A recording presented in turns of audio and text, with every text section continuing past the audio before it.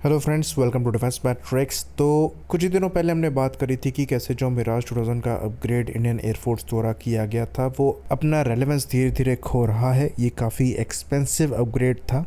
इस अपग्रेड के प्राइस में एक नया प्लेटफॉर्म आ जाता और इस अपग्रेड ने कोई वैल्यू ऐड नहीं करी है, और कैसे इनका जो अपग्रेड है वो 10 साल भी रेलेवेंट नहीं रह पाया। एयर टू सरफेस ऑपरेशंस में डेफिनेटली ये काफ़ी कैपेबल एयरक्राफ्ट है, लेकिन एयर टू एयर की जब बात आती है तो यहाँ पर परफॉर्मेंस रिक्वायरमेंट से नीचे हो जाती है। तो ये चीज़ हमने डिस्कस करी थी कि कैसे 2011 में जो मिराज को अपग्रेड किया गया था, इसके लिए हमने $2.2 बिलियन को पे किया था 51 एयरक्राफ्ट को अपग्रेड करने के लिए, जो कि अराउंड 43 मिलियन पर एयरक्राफ्ट का अपग्रेड पैकेज पड़ता है। तो ये काफ़ी ज़्यादा एक्सपेंसिव अपग्रेड था, लेकिन इसमें जो मेन कॉस्ट था ये इसकी एयर टू एयर कैपेबिलिटी को इम्प्रूव करने का था, जो कि मीका मिसाइल के इंटीग्रेशन के साथ आई थी, और ज़्यादातर पैसा हमने मीका मिसाइल्स के लिए पे किया था।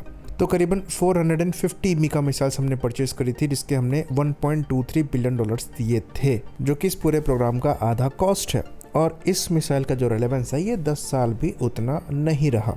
मिसाइल की मैक्सिमम रेंज 80 किलोमीटर की बताई जाती है। दो वेरिएंट है यहाँ पर, एक IR दूसरा EM। IR वेरिएंट जो है इसमें IR सीकर लगा हुआ है, तो ये शॉर्ट रेंज के लिए इस्तेमाल किया जाता है और यहाँ पर आपको 60 किलोमीटर के अप्रॉक्स की रेंज मिलती है। वहीं पर जो EM वेरिएंट है ये आपका एक्टिव रडार सीकर को इस्तेमाल करता है और यहाँ आपको रेंज 80 किलोमीटर की मैक्सिमम मिल जाती है। तो आजकल की जो मॉडर्न मिसाइल्स हैं ये 100 किलोमीटर के ऊपर की तो रेंज देती ही देती हैं, और जो एकदम लेटेस्ट आ गई हैं वहाँ पर 150 के ऊपर की रेंज मिलती है।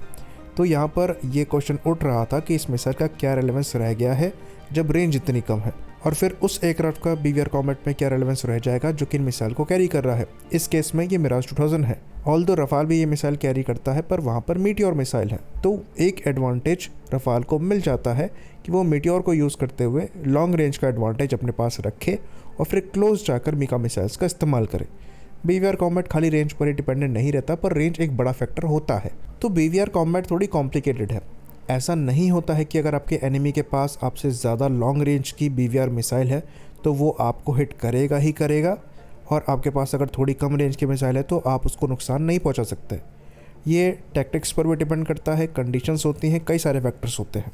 तो BVR कॉम्बैट में रेंज एक काफ़ी इंपॉर्टेंट फैक्टर है, पर एकमात्र फैक्टर नहीं है। तो इसलिए अगर मीका मिसाइल 80 किलोमीटर तक की भी आपको रेंज दे रही है तो ऐसा नहीं है कि ये बिल्कुल ही यूजलेस है, लेकिन आपको लॉन्गर रेंजेस चाहिए। तो ये चीज़ हम आपको बता दें कि जब इंडिया ने मिराज 2000 खरीदे थे तब पाकिस्तान का जो बेस्ट एयरक्राफ्ट था ये इनका F-16 था। F-16 उस समय किसी भी BVR मिसाइल के साथ नहीं आता था, खाली AIM-9 मिसाइल वो इस्तेमाल करते थे। AIM-7 स्पैरो भी नहीं थी, जो कि semi active radar guided missiles हैं। तो उस समय जब हमने मिराज 2000 लिया था तब ये एयरक्राफ्ट सुपर 530T मिसाइल के साथ आया था, और उस समय ये एयरक्राफ्ट ऐसी 2 मिसाइल्स कैरी करता था, और अपनी कैटेगरी में यानी कि सेमी एक्टिव मिसाइल में वो एयर टू एयर के मामले में अमेरिकन मिसाइल से भी ज़्यादा कैपेबल थी। अमेरिका उस समय AIM-7 स्पैरो इस्तेमाल करता था। तो F-16 के ऊपर हमारे मिराज 2000 के पास काफ़ी बड़ा एडवांटेज था, और ये कई साल हमने मेंटेन किया है। फिर समय आगे बढ़ा और सेमी एक्टिव से एक्टिव मिसाइल का ज़माना आ गया। पाकिस्तान ने AIM-120 AMRAAMS को एक्वायर कर लिया और फिर एडवांटेज उनके पास चला गया, जिसको बराबर करने के लिए हमने अपने मिराजेस को अपग्रेड किया। मीका मिसाइल्स यहाँ पर लगाई गई, जो कि मैक्सिमम रेंज के मामले में AMRAAM से फिर भी थोड़ी नीचे आती थी। AMRAAM की मैक्सिमम रेंज 110 किलोमीटर के अप्रॉक्स की है C5 वर्जन की, वहीं पर मीका की मैक्सिमम रेंज 80 किलोमीटर के अप्रॉक्स की है। तो मैक्स रेंज में करीबन 30 किलोमीटर के अप्रॉक्स का डिफरेंस था, जो कि BVR कॉम्बैट में मैटर करता है, पर उतना बड़ा नहीं है। लेकिन अब जब PL-15 जैसी मिसाइल्स पाकिस्तान के पास आ गई हैं J-10 के साथ, तब इन पर क्वेश्चन उठता है। साथ में हमारे जो दूसरे प्लेटफॉर्म हैं उनमें भी बेहतर मिसाइल लग रही हैं, तो BVR कॉम्बैट में जो एडवांटेज इस प्लेटफॉर्म का कभी हुआ करता था वो अब एग्जिस्ट नहीं करता है। तो इसीलिए हमने उस वीडियो में डिस्कस किया था कि कैसे ये अपग्रेड जो है ये ब्लंडर था, और हमने इतना पैसा लगाया और उसके हिसाब से हमें सिग्निफिकेंट कैपेबिलिटी नहीं मिली। वहीं पर अगर ये अपग्रेड पैकेज इंडिजिनस होता या फिर इस प्लेटफॉर्म पर हमारा पूरा कंट्रोल होता तो इन एयरक्राफ्ट का रेलेवेंस रखने के लिए हमें परेशानी ना होती। सिंपल सा हम अपनी अस्त्र Mark 1 और Mark 2 मिसाइल्स को इनसे इंटीग्रेट कर पाते और फ्यूचर में इनके रडार्स भी अपग्रेड कर पाते।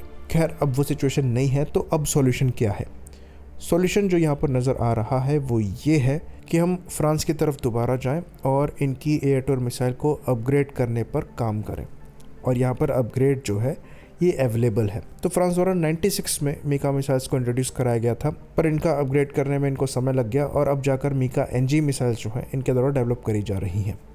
तो अगर आप AMRAAM की फैमिली को देखेंगे तो वहाँ पर आपको अपग्रेड जो हैं वो जल्दी दिखेंगे, पर सेम केस आपको French air to air missiles के साथ नहीं दिखेगा। इवन रशिया की साइड से भी अपग्रेड्स में डिले करी गई हैं, पर माइनर अपग्रेड्स वहाँ पर भी किए गए थे। R77 के भी कुछ अपग्रेड्स निकल कर सामने हैं जहाँ पर माइनर रेंज इंक्रीज देखने को मिला है।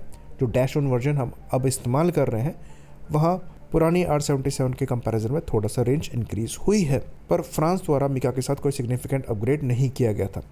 इवन इनके रफाल भी ना बिकते अगर मीटियोर मिसाइल उनसे इंटीग्रेट ना होती। तो ये एक इशू फ्रांस के साथ रहा है कि वो अपग्रेड्स को लेकर बहुत ज़्यादा काम नहीं करते हैं।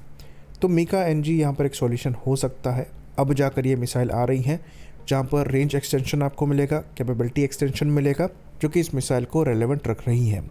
Although MICA NG specifically develop करी जा रही हैं रफाल के लिए, क्योंकि मिराज 2000 फ्रांस द्वारा रिटायर ही करे जा रहे हैं, पर मिराज से इनको इंटीग्रेट करने में परेशानी नहीं होगी क्योंकि मिसाइल जो है ये dimension wise, form factor wise exactly same है। खाली इंटरनल डिफरेंसेस हैं जो कि मेजर है। जैसे कि जो सीकर है वो अब AESA सीकर है। जो मेजर अपग्रेड है ये रॉकेट मोटर में है जो कि अब ड्यूल पल्स हो गई है, जिसकी वजह से जो एंड गेम परफॉर्मेंस है वो इम्प्रूव हुई है और रेंज एक्सटेंशन यहाँ पर मिला है। करीबन 40% रेंज यहाँ पर इंक्रीज़ हुई है। तो जो EM वर्जन पहले 80 किलोमीटर की मैक्सिमम रेंज देता था, अब ये बढ़कर अप्रॉक्सीमेटली 112 से 120 किलोमीटर के आसपास हो गई है। और क्योंकि यहाँ पर एंड गेम परफॉर्मेंस इंप्रूव हुई है तो जो हिट प्रोबेबिलिटी है और नो एस्केप जोन है वो भी पहले से बढ़ा है। बाकी मनोवरेबिलिटी की बात करें तो वो कभी भी इस मिसाइल का वीक पॉइंट नहीं था। ये 50G के टन्स ले सकती है। सेम केस अभी भी एग्जिस्ट करता है। तो इस मिसाइल को बनाया गया है कि जो लो ऑब्जर्वेबल टारगेट्स हैं उनको ये आसानी से हिट कर पाएँ।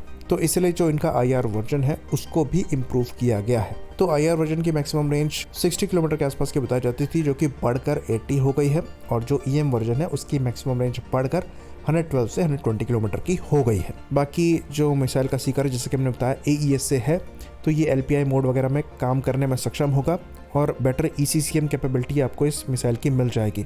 तो जो मॉडर्न थ्रेट्स हैं ये उनके अगेंस्ट में काम करने में सक्षम होगी। तो रफाल के साथ हम अपने मिराज 2000 को यूज़ कर सकते हैं उनकी कैपेबिलिटी का ज़्यादा बेहतर इस्तेमाल करने के लिए, क्योंकि दोनों फ्रेंच प्लेटफॉर्म है तो फ्रेंच डेटा लिंक से कनेक्ट आपस में हो जाएंगे। तो एक डेटा लिंक अपग्रेड मिराज में किया जा सकता है और जो पुराने मीका EM के स्टॉक हैं उन्हें मीका EM NG से रिप्लेस किया जा सकता है। जो मीका IRs है वो वैसे भी विद इन विजुअल रेंज में इस्तेमाल होनी है, तो उनके लिए 40 किलोमीटर की रेंज भी सफिशेंट है। ऑल्दो 60 के आसपास वो देती हैं, तो वहाँ पर आपको कोई अपग्रेड करने की रिक्वायरमेंट नहीं है। बाकी ये एक और काफ़ी इंपॉर्टेंट इशू को सॉर्ट कर सकता है। तो अगर आप रफाल के साथ इन प्लेटफॉर्म को मीका NG से आर्म करके इस्तेमाल करेंगे तो डेटा लिंक इन मिसाइल्स में अपग्रेड हुआ है, जो कि आपको कोऑपरेटिव एंगेजमेंट की कैपेबिलिटी प्रोवाइड कराएगा। यानी कि मिसाइल भले ही मिराज लॉन्च करे टारगेट की तरफ, लेकिन अगर टारगेट बचने के लिए जैमिंग जैसे सॉल्यूशन को इस्तेमाल करता है तो रफाल का जो पावरफुल रडार है ये इन मिसाइल्स को गाइड करने में सक्षम होगा। तो आप रफाल के साथ कॉम्बिनेशन में मिराज का अच्छा इस्तेमाल कर सकते हैं BVR इंगेजमेंट में। तो यहाँ पर ये चीज़ नज़र आ रही है कि हम रफाल के और बड़े ऑर्डर के साथ आगे बढ़ने वाले हैं। तो वहाँ हम फ्रांस के साथ ये चीज़ नेगोशिएट कर सकते हैं कि जो हमारे मिराज 2000 हैं उनमें भी ये लेटेस्ट मिसाइल वो लगा कर दे, साथ में डेटा लिंक अपग्रेड करके दे, ताकि ये दोनों प्लेटफॉर्म आपस में अच्छे से काम कर सकें। हो सके तो स्कैल्प मिसाइल को भी मिराज में इंटीग्रेट करने पर बात करी जा सकती है। आई होप इन्फॉर्मेशन यहाँ पर क्लियर रही हो। इसी बात पर इस वीडियो को हम ख़त्म करेंगे। लाइक करिए, सब्सक्राइब करिए। जय हिंद।